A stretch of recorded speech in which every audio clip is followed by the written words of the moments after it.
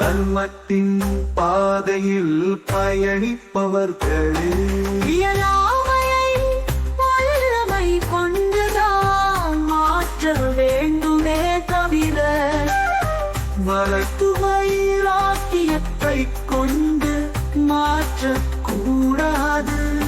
அப்படி செய்வதால் காலில் புளிப்பு பட்டு கெட்டு போவது போல வாழ்க்கை ஆழவத்தால் கெட்டு போய்விடும். கெட்டு போன பாலில் பல காரியங்கள் செய்யலாம், ஆரோக்கியம் இருக்காது. அதுபோல கெட்டு போன வாழ்வில் பல காரியங்கள் செய்யலாம், ஆனால் ஆனந்தம் இருக்காது.